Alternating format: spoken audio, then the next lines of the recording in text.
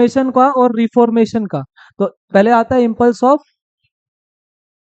Reformation और deformation.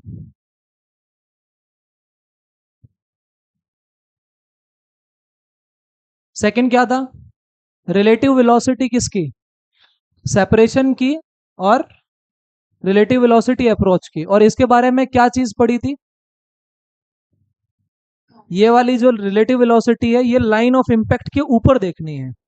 अब line of impact आपने जनरली देखा जहां पे बॉल जाके स्ट्राइक कर रही है, कांटेक्ट आ रहा है, उसके परपेंडिकुलर आपको नजर आ रही है। ये देखो यहाँ पे क्या आ रहा है? Along line of impact. इसका क्या मीनिंग समझाया था? जिसके अबाउट, जिसके अलोंग क्या हो रहा है? मोमेंटम चेंज हो रहा है, वही हमारी लाइन ऑफ इम्पैक्ट है।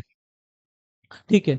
सो अब इसके बाद कल मैंने इसमें थोड़ा बेसिक समझाया था, कोलिजन में जो टक्कर हो रही है उसमें बॉडी कांटेक्ट में आए ऐसा जरूरी नहीं है, वो बिना कांटेक्ट के भी कोलिजन कर सकती है।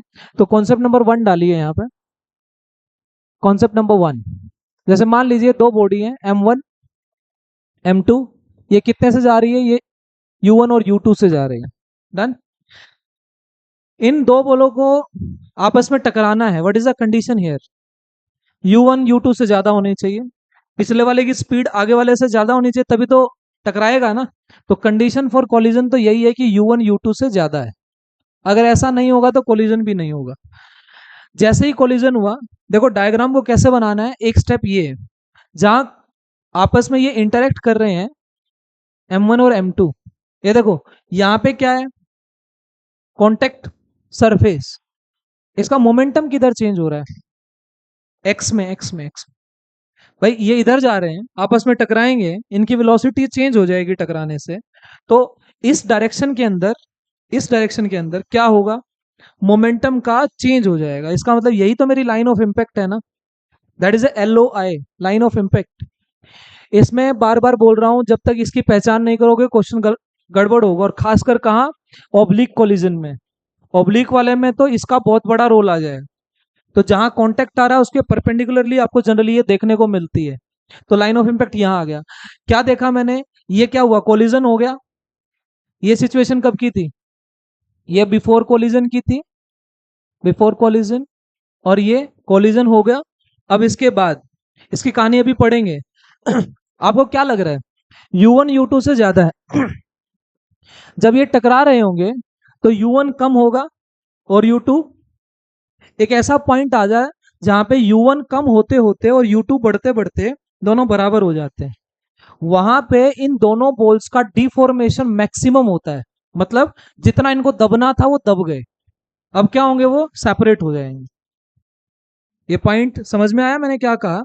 मैंने कहा है ये U1 U2 से ज्यादा है। ड्यूरिंग टक्कर हो क्या रहा है? ड्यूरिंग कोलिजन हो ऐसा रहा है कि U1 घट रहा है। ड्यूरिंग टक्कर U1 घट रहा है, U2 बढ़ रहा है। और U1 घटते घटते और U2 बढ़ते बढ़ते बराबर हो रहा है। That is the sign of maximum deformation.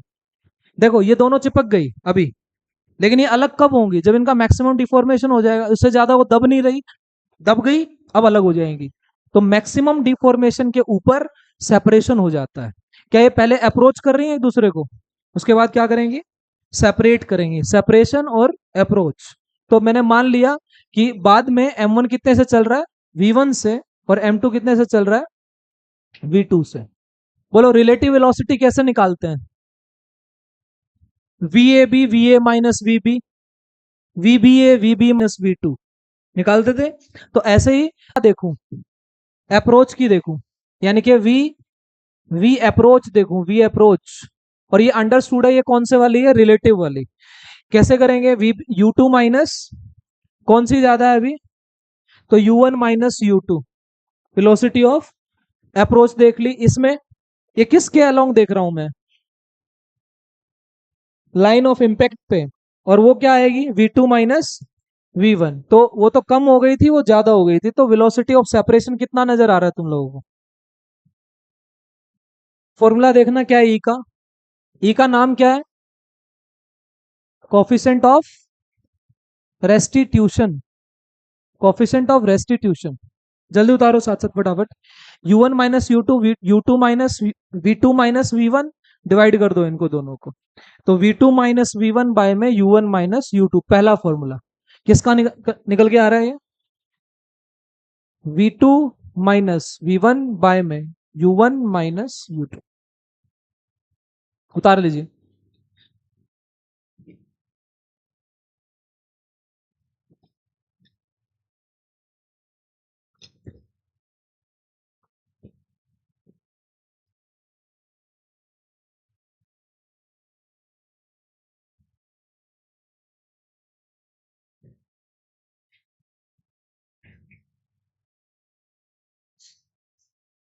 ये मैं लिखवा देता हूं यहाँ पे।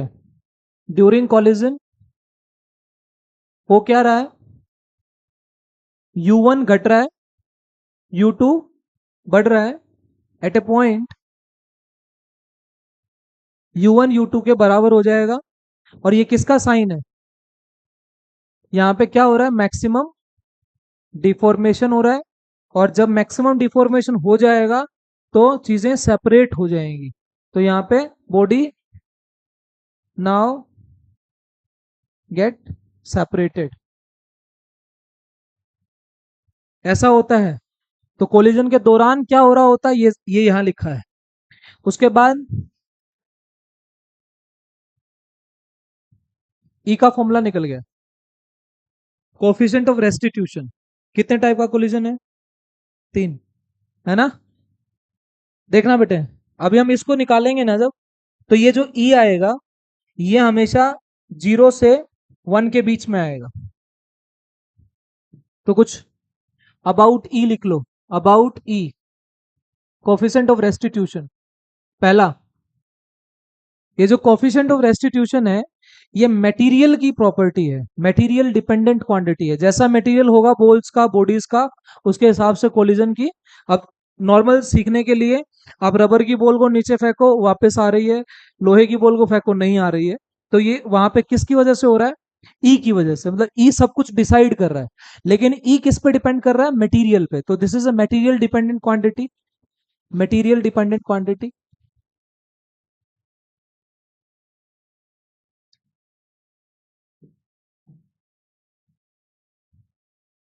सही है। जो मैंने आपको लिखवाया था कि कोलिजन के लिए टक्कर फिजिकल कांटेक्ट हो, ऐसा जरूरी नहीं है, वो लिखने की जरूरत नहीं है अभी। मैंने देखा जो ई है वो 0 से लेके 1 के बीच में लाई कर रहा है। इस ई की वैल्यू के बिहाफ पे, on the value of, on the behalf of value of E, क्या होगा? 3 तरीके का कोलिजन आएगा यहाँ पे। एक आएगा परफेक्टली इलास्टिक, परफेक्टली इलास्टिक।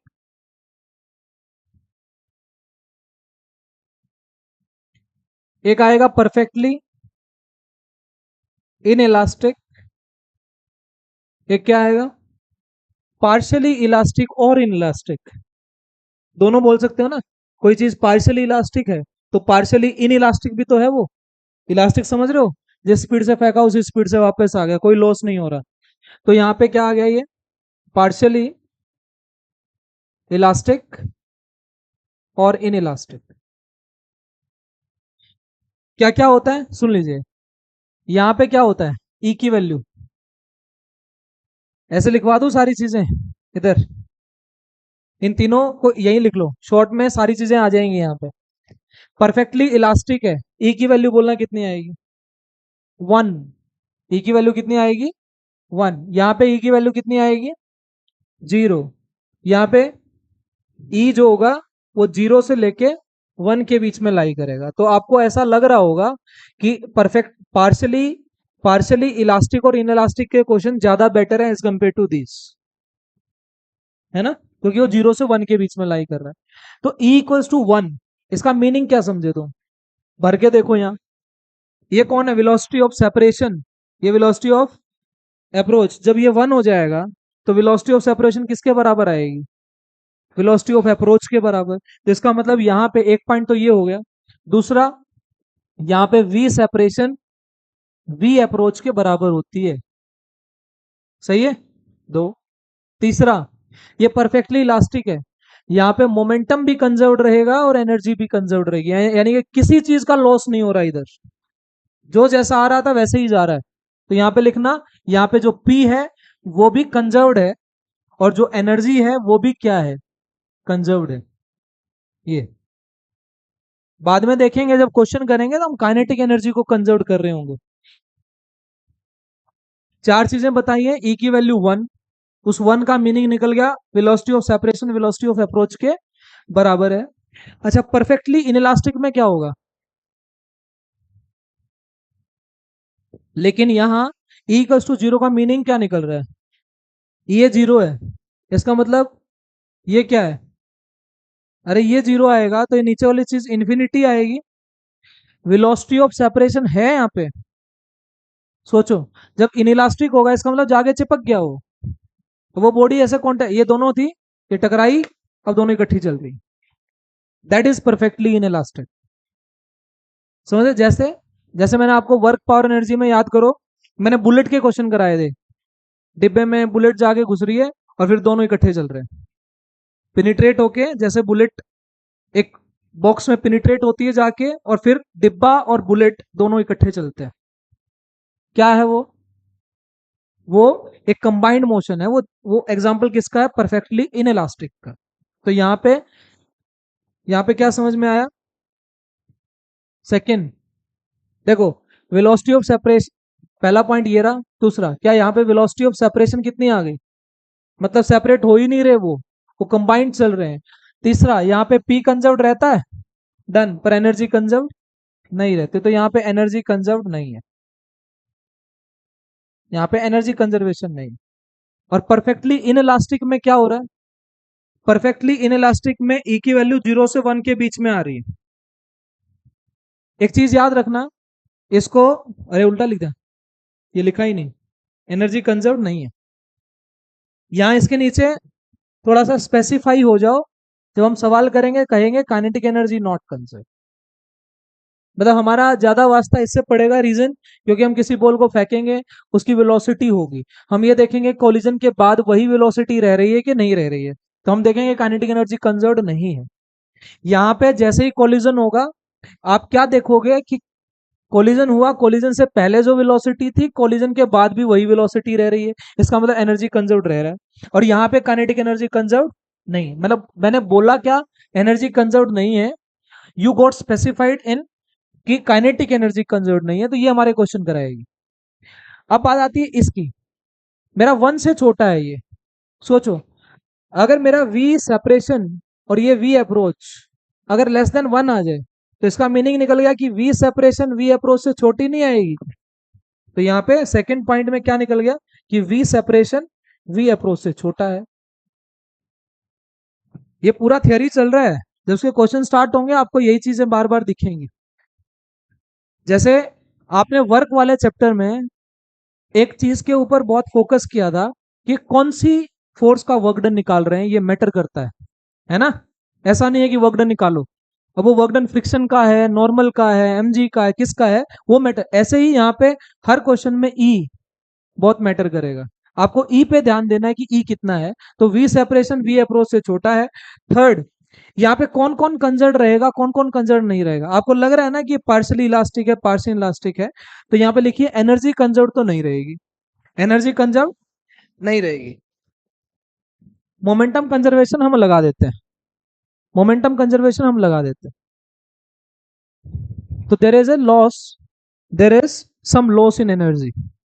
एक चीज अभी मैंने आपके सामने डिस्कस करी, मैंने कहा कि एक बॉडी आई दूसरी बॉडी से टकराई, फिर वो दोनों इकट्ठी चली, तो इस चीज को ना नोट डाल के लिखना कि यहाँ पे हो गया, this is the complete theorem, ये वी नॉट से नीचे आ रही है, यहाँ सरफेस है, ये सरफेस, इस सरफेस में एक बॉल ऊपर से आई, अब ये क्या कह रहा है, the velocity with which ball strikes the ground, जैसे ये बॉल टकराई ये वापस गई, मुझे नहीं पता ये कितने से गई, मैंने V1 मान लिया। आप क्या देख रहे हो यहाँ पे, मैं धीरे धीरे किस कॉन्सेप्ट में एंटर करूंगा, बाउंसिंग ऑफ बॉल। आपने काइनेमेटिक्स में हमने ये चीज डिस्कस नहीं करी थी, मैंने ग्राफ बनवाए थे, लेकिन मैंने बाउंसिंग बॉल का कॉन्सेप्ट वहां पे ये बोल के ड्रॉप किया था कि हम कोलिजन के दौरान इसको दोबारा करेंगे। तो यहाँ पे जो m है ये v नॉट से आया, यहाँ टकराया, ये बॉल वापस गई। इसका मतलब क्या, ये बॉल रिबाउंड कर गई, रिबाउंड कर गई। रिबाउंड की वेलोसिटी कितनी है, v1 v डैश, जो आपकी मर्जी आप मान सकते हो, लैंग्वेज लिखिए क्वेश्चन की। The velocity with which ball strikes the ground,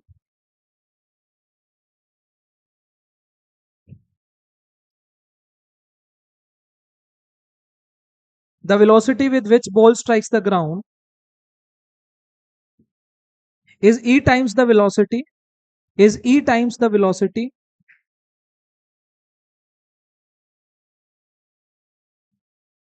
is e times the velocity of rebound, is e times the velocity of rebound from the ground। Bracket में लिखिए कंसिडरिंग ग्राउंड एट रेस्ट। क्या तुम इसको prove कर सकते हो ऐसे? एक बार इसका रिजल्ट निकालना, ई निकाल के दिखाना। इधर कैसे निकालोगे, u1 माइनस u2, वरना इधर कितना आएगा तुम्हें, एक ग्राउंड भी लेना है, ग्राउंड ग्राउंड, क्या ग्राउंड रेस्ट पे है? देखो किस किस का कोलिजन हो रहा है, बॉल का और ग्राउंड का। बॉल पहले कितने से चल रही है, ग्राउंड किस में है, रेस्ट में। बाद में भी कोलिजन के ग्राउंड किस में है, रेस्ट में। और बॉल कितने से जा रही है, v1 से। इस फॉर्मूले में भरो। आप 1 किसको मान रहे हो, बॉल को मान रहे हो। 2 किसको मान रहे हो, ग्राउंड को मान रहे हो। तो उसके हिसाब से अगर मैं यहाँ देखूं तो मेरा v कितना आ रहा है, e कितना आ रहा है, बोलो v2 माइनस v1 बाय में u1 माइनस u2। जो v2 है मतलब ग्राउंड की वेलोसिटी आफ्टर कोलिजन, वो कितनी है, 0। मेरी v1 कितनी थी, v नॉट, तो मैंने यहां भर दिया, इसकी वैल्यू कितनी है, v नॉट। u1 कितना है, उल्टा लिखा क्या, v1 मान लो, v1 ही मान लो, मतलब v डैश मान लो इसको आप। ठीक है, तो ये v डैश है। ये कितना है, u1 कितना है, v नॉट, और ये कितना है, ये 0। तो कितना समझ में आ रहा है तुम्हें, ये माइनस v डैश, ये v नॉट कैसे होनी चाहिए, माइनस में, क्योंकि नीचे आ रहा है तो माइनस ले ली, इसलिए वो माइनस माइनस कट जाएगा। तो यहाँ पे जो v डैश आएगी वो कितनी आएगी, ई वी नॉट। जो मैंने लाइन लिखवाई थी वो एक तरीके से रिजल्ट लिखवाया था कि मेरी जो रीबाउंड की स्पीड है वो जिस स्पीड से उस वो ग्राउंड को टकरा रही है उसका ई टाइम्स हो जाएगी। मीनिंग समझ में आ रहा है, बॉल टकराई, बॉल कितनी स्पीड से वापस गई, ई टाइम्स वी नॉट। आया समझ, जो स्टेटमेंट बोली है, क्या बोला है, the velocity with which ball strikes the ground times E is the, अच्छा उल्टा बोल दिया क्या मैंने, मैंने ऐसे ऐसे लिखो, ये वेलोसिटी ऑफ रीबाउंड है, सिंपल करके ऐसे लिख लो, velocity of rebound, velocity of rebound कितना टाइम्स आएगी, E velocity of ball striking the ground.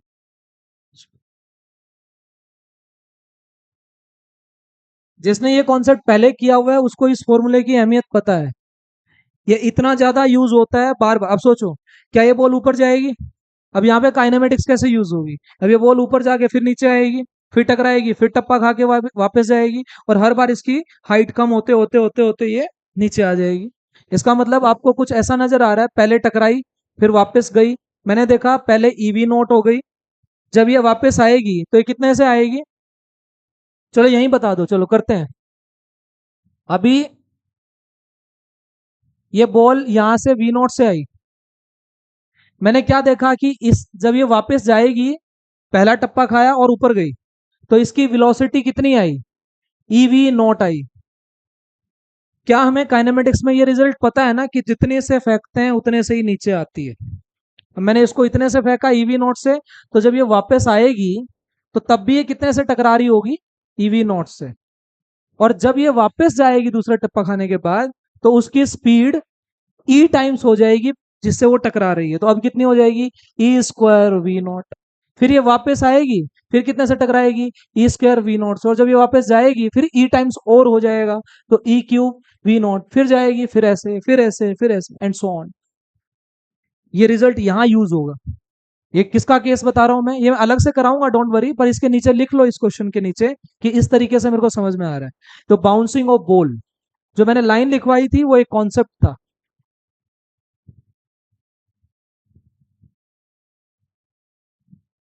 दोबारा बताऊं, ये बॉल आई वी नोट से टकराई, जितनी स्पीड से बॉल ग्राउंड को टकरा रही है वो वापस उससे ई टाइम्स जा रही है। मतलब जब ये वापस जाएगी तो ये वी नोट नहीं, ये ई वी नोट से जाएगी। और हमारे को रिजल्ट पता है ना, मैंने कराया था कि हम जितने अगर यू से फेंक रहे हैं तो वापस यू से ही आती है वो। तो जब ये वापस आएगी तो कितने से टकराएगी, तो टकराने वाली वेलोसिटी तो ये रही, वापस जाने की वेलोसिटी इस टकराने वाली वेलोसिटी का ई टाइम्स हो जाएगी। कितना हो गया, ई स्क्वायर वी नॉट। फिर आएगी इतने से टकराएगी, फिर कितना टाइम्स हो जाएगी, E times, and so on. Result समझ में आया। कॉन्सेप्ट नंबर वन, कॉलिजन में बाउंसिंग बॉल में यूज होगी ये चीज, और आपको पता होना चाहिए कॉलिजन के दौरान ऐसा ऐसा हो रहा है। नेक्स्ट क्वेश्चन लिखिए, question number two. Question number two से एक कोई भी ऐसे एक भारी सी दीवार बना लो, ये कोई मैसिव वॉल है जिसके साथ तुम्हारी बॉल आगे टकराएगी। तो इधर से मैंने एक बॉल को फेंका, इसकी स्पीड इसने दी है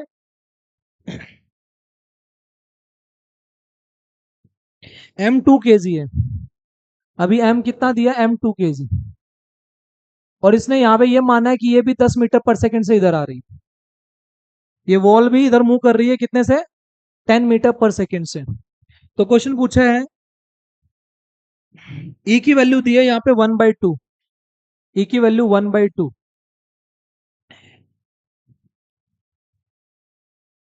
टकराने के बाद बॉल की स्पीड बताइए, ball after collision.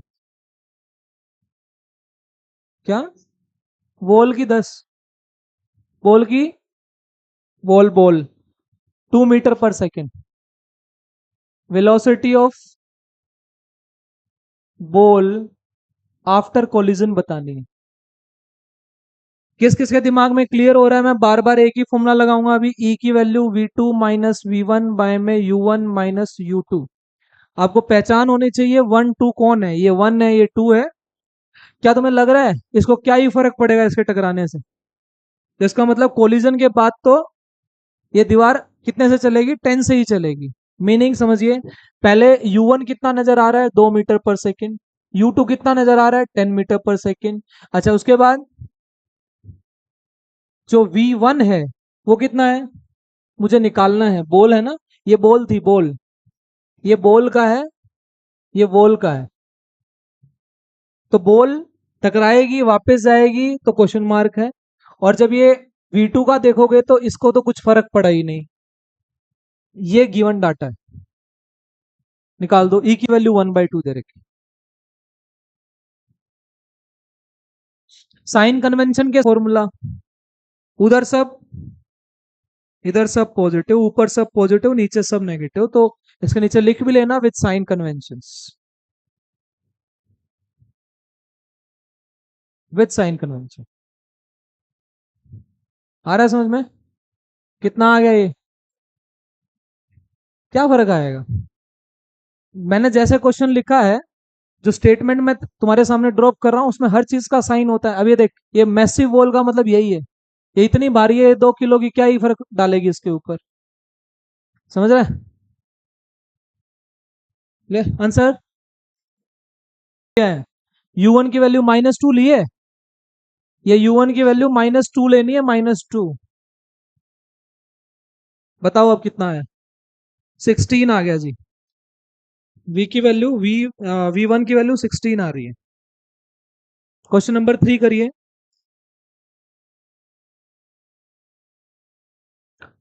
Question number 3, फिर से ये ऐसे है, 16 नहीं आई, v2 कितना है, 10 माइनस v1 बाय में -2 -10, ये 20 मीटर पर सेकेंड, और e की वैल्यू 1/2। जल्दी find velocity of ball after collision.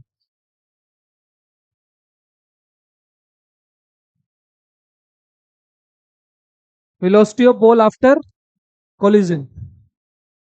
सही है। ऊपर सब प्लस, नीचे सब माइनस।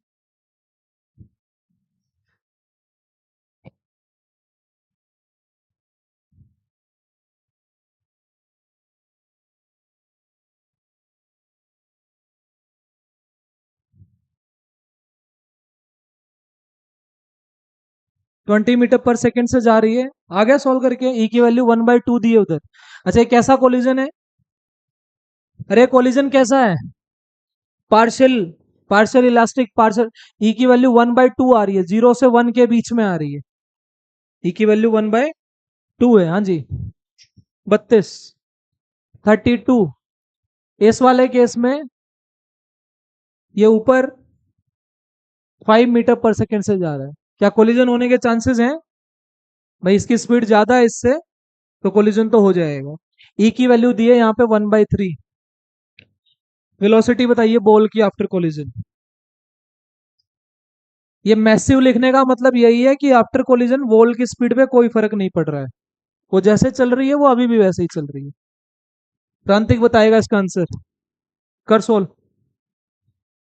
थर्ड का 32 नया है। ई की value v2 minus v1 bye में u1 माइनस u2। बॉल कितने से आ रही है? 4 से। -4 के +4, तो ये -4 हो गए। ये माइनस u2 कितना है? ये 20 है। -4 -20। v2 कितना है? v2 20। कोई फर्क नहीं पड़ रहा है। v1 मेरे को निकालना है। ई की वैल्यू 1/2 दी है, सोल्व करो। यहां से v1 निकल के आ रही है 32 मीटर पर सेकेंड।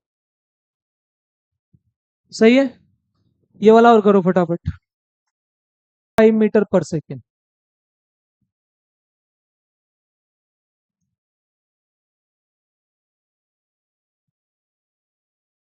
इसको ना आप इस टॉपिक को लैंडस्केप में लिखना, पेज के ऊपर। एक ही पेज पे सारे रिजल्ट्स अच्छे से नजर आएंगे, तो इजिली अंडरस्टैंड होता है। ये देखो, bouncing off the ball, bouncing off ball, bouncing off ball का मीनिंग देखो। सबसे पहले मैंने यहां से इसको ड्रॉप किया, u0 है। मैंने कितनी हाइट से ड्रॉप किया इसको? h हाइट ड्रॉप किया। सही है। ये कितने से आगे टकराएगी? √2gh। याद है? ये जब भी कोई बॉल ड्रॉप होती है h हाइट से, तो वो √2gh से आगे टकराती है। जब ये टप्पा खा के वापस जा रही है, तो इसकी स्पीड बोलो। बोलो, क्या मैं इसको v0 मान लूं क्या? इसको v0 मान लेते हैं। क्या मैं इसको v1 मान लूं? पहला टप्पा खाने के बाद जो स्पीड है, v1 कितना आ गया? हाँ जी, e टाइम्स v0 आ गया। मतलब e टाइम्स √2gh। फिर ये वापस आई, ये अभी भी कितने से टकराई? EV0 से। जब दूसरा टप्पा खाने के बाद ये गई, तो मैंने देखा ये E² टाइम्स हो गई V0 से, और फिर वापस आई। फिर तीसरा टप्पा खाया जब, तो V3 मिला EQ V0, और ये वापस आई इस तरीके से। सही है। आपने क्या देखा? मेरा V0 का वैल्यू कितना है? √2gh। ये जो देखो, मैं 3 पार्टीशन करूंगा अभी। इन तीनों पार्टीशन में पहले वेलोसिटी के बारे में डिस्कशन, उसके बाद हाइट के बारे में डिस्कशन, और उसके बाद टाइम के बारे में डिस्कशन। तो यहाँ पे वेलोसिटी v0, v1 कितना आया? EV0। v2 कितना आया? ये पहला टप्पा खाने के बाद की स्पीड, ये दूसरा टप्पा खाने के बाद की स्पीड। तो ये कितना आ रहा है? E² V0। v3 आया, तो यहाँ 3 आ गया। और चलते चलते अगर nth टप्पा खाएगी, तो यहाँ पे e⁻n V0। तो जनरलाइज रिजल्ट निकल गया एक। तो ये क्या है?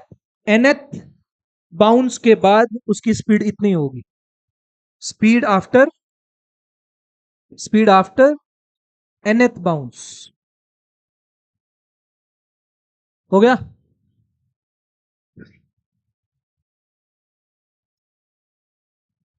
बताओ, ये कितने से आगे टकराई थी? √2gh से। ये कितने से गई थी? v1 से। किस किस को ये रिजल्ट याद है कि जब हम किसी बॉल को यू से ऊपर फेंकते हैं तो ये कितना हाइट ऊपर जाती है? यू स्क्वायर बाय 2g जाती है ना, और इतनी हाइट वापस फिर नहीं नीचे भी आएगी। तो ये वाली कितनी हाइट जाएगी ये? देखो ये पहली एच है, मतलब मैं इसको एच नोट मान लूं। एच नोट स्टार्टिंग की हाइट इतनी है। H1 पहला टप्पा खाने के बाद कितनी आएगी? यू स्क्वायर, मतलब कितनी स्पीड है यहाँ? V1 इसमें भरो, कितना आएगा? V1 स्क्वायर बाय में 2g। क्या V1 की वैल्यू है तुम्हारे पास? कितनी थी? EV नॉट, तो EV नॉट स्क्वायर बाय में 2g, उल्टा ई स्क्वायर हो गया, तो E square V naught square by में 2g आ गया। सही है। ऐसे ही जब H1 करोगे तो क्या आएगा? जब ये आ गया तो ये स्पीड कितनी है? दूसरी स्पीड देखो, एच नॉट कितना लिखा हूं मैं? एच लिखा हूं। ये स्टार्टिंग में एच कितनी है वैसे? हम इसमें कुछ गड़बड़ तो नहीं कर रहे जनरलाइज करने में? एच नॉट एच, H1 कितना लिया मैंने? E square V naught square by में 2g।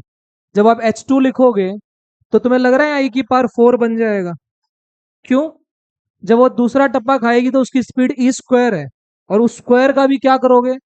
स्क्वायर। तो वहां पे H2 कितना हो जाएगा? ई की power 4 v naught square by में 2g। जब आप इसको इस तरीके से जनरलाइज कर रहे हो तो तुम्हारा जो एच एन एथ आ रहा है, क्या वो ई की पावर 2n नहीं आ रहा? ई की पावर 2n मतलब E1 मल्टीपल है 2 × 1। एन की वैल्यू क्या भर दी पहले? 0। उसके बाद एन की वैल्यू 1 भर रहे हो तो 2 आ रहा है। उसके ये एन कहां से स्टार्ट हो रहा है? 0 से। ई की 0 1 आ रहा है ना, तो यहाँ पे कितना आ गया ये? ई की पावर 2n इंटू एच। ये आ डायग्राम भी बना सकते हो कि भाई अब आप क्या देख रहे हो? हाइट ऐसे ऐसे ऐसे ऐसे ऐसे ऐसे, दैट मीन्स हाइट डिक्रीज हो गई। कितने हाइट से? एच हाइट पे टप्पा खाने के बाद ये डिक्रीज होता जा रहा है।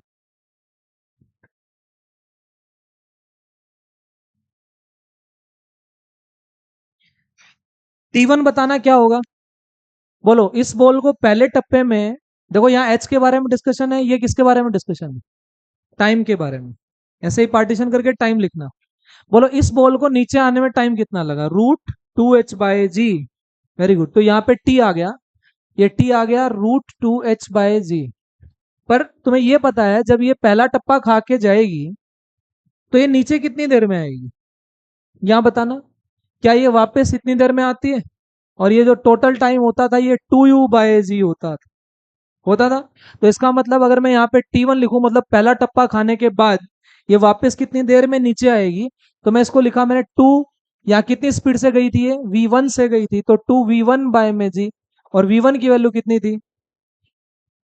अब देखो 2/g v naught, e times v naught, e times v naught, और अच्छे से लिखना है 2/g ई वी नॉट की वैल्यू √2gh। एच के फॉर्मेट में भी लिख लिया हमने।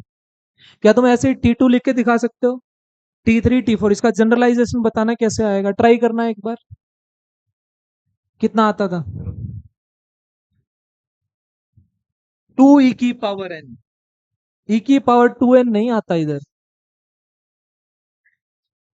ये T1 आ गया बेटा, ये ऐसे ही T2 निकालो, बताना।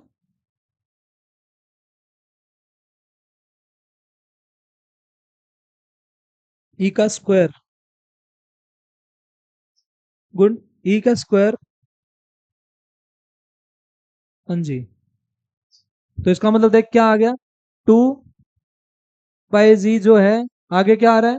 ई का स्क्वायर आ रहा है, और ये √2gh आ रहा है। यही आ रहा है ना? उसके बाद T3 कितना आएगा? कितना आएगा? 2/g e⁻3 √2gh and so on. तो हमारा Tn का जनरलाइजेशन क्या हो जाएगा? 2 × e⁻n √2gh/g। Root two H by G था ना ये, अरे टी कितना था टी,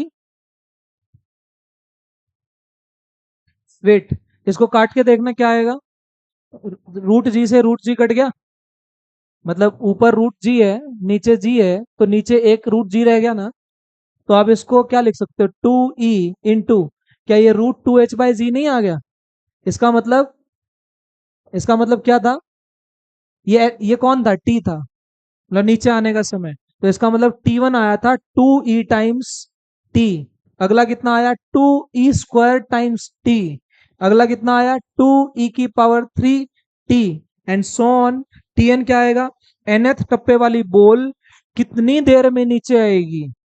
देखो अलग अलग मीनिंग समझ में आ रहे हैं, वहां मैं कैसे बोल रहा हूँ, पहला टप्पा खाने के बाद उसकी स्पीड इतनी है, दूसरा टप्पा खाने के बाद स्पीड इतनी है, पहला टप्पा खाने के बाद वो इतनी हाइट गेन करेगी, मतलब एच वन का मतलब पहला टप्पा खाने के बाद इतनी हाइट गेन की, दूसरे टप्पे में इतनी गेन की, और फिर ऐसे घटती चली गई, और इसके अंदर देखा टी की पावर एन, यहाँ आया टू ई की पावर एन इंटू टी, इसका मतलब nth टप्पा खाने के बाद बॉल इतनी देर में नीचे आएगी, इसका मतलब क्या, तुम्हें इनिशियल वाली चीजें पता होनी चाहिए, यस, पूरी रूट टू एच बाई जी।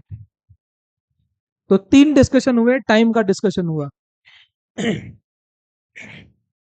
से इसमें ये पूछ रहा हूं कितने टाइम के बाद बॉल रुक गई, इसका मतलब टी टोटल, ये देखो, इसका मतलब t one t two t three t four सबको जोड़ना है, तो एक छोटा सा हैशटैग बना के हेडिंग डालिए टी टोटल, मतलब टाइम ऑफ स्टॉपिंग, एक तरीके से वो कितनी देर में रुक गई आके, और इनको एक सीरीज में लिख के देखो और मुझे बताओ क्या बन रहा है, मैथ्स वाले खासकर बताना कौन सा सीरीज बन रहा है इधर, कैसे सॉल्व करोगे।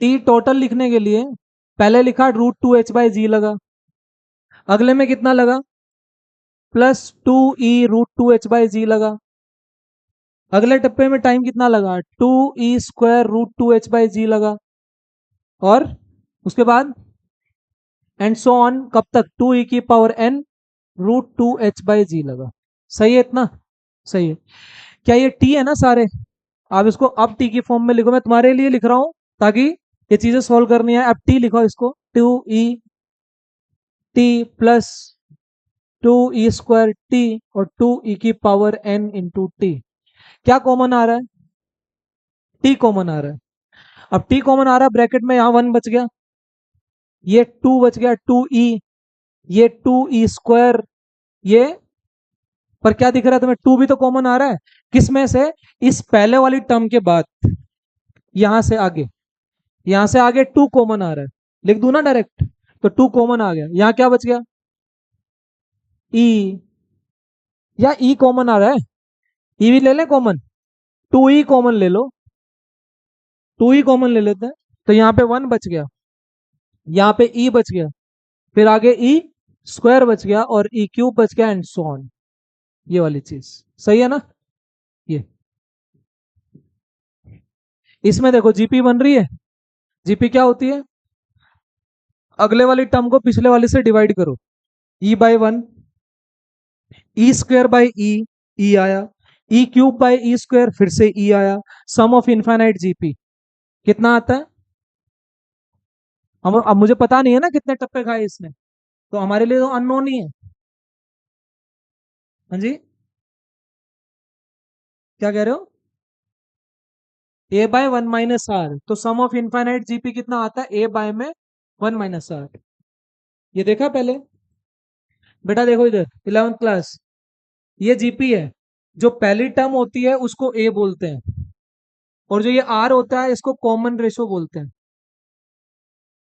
ये कौन है, फर्स्ट टर्म, तो ए कितना है यहाँ पे वन, मतलब जीपी की पहचान हो गई, हर अगली को पिछली से डिवाइड करके देखो सेम आ रहा है, ई बाय वन ई आया, ई स्क्वायर बाय ई आया, e cube by e square e आया, तो जीपी की पहचान हो गई, यहाँ पे ए की वैल्यू कितनी है वन, बाय में वन माइनस आर कितना आया था, आर क्या होता है, ई by one, e square by E cube by e square, सारे क्या आ रहे हैं, ई, तो ये ई है वन माइनस सी, तो इसको सोल्व कर दो, तो यहाँ पे कितना आ गया, टी वन प्लस टू ई, आपने इसको सोल्व किया, क्या आया, ये वन बाय में वन माइनस ई आया, ये आ गया, कितना आएगा ये सोल्व करके, टी इंटू 1 - ई प्लस में 2 ई बाय में 1 - ई, ये आ गया, ई से ई कट गया, तो कितना बच गया, 1 प्लस ई बाय में 1 - ई।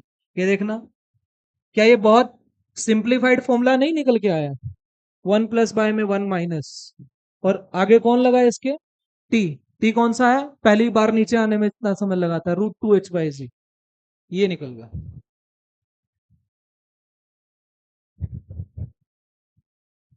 कर लोगे? तो चार चीजें निकाली हमने यहाँ पे। बाउंसिंग बॉल में हमने हर टप्पे के बाद कितनी वेलोसिटी होगी, हर टप्पे पे कितनी हाइट गेन करेगा, और हर टप्पे के बाद कितने देर में वो नीचे आएगा, और टोटल टाइम कितना लेगा वो रुकने में, वो इतना लेगा। और ये देखो इस फॉर्मूले में किसकी वैल्यू आ रही है, ई। क्या ई गिवन भी होता है और ई निकालना भी पड़ सकता है। कोफिशिएंट ऑफ रेस्टिट्यूशन कैसे निकलता था, v2 - v1 bye u1 - u2, जा सकते हो भाई।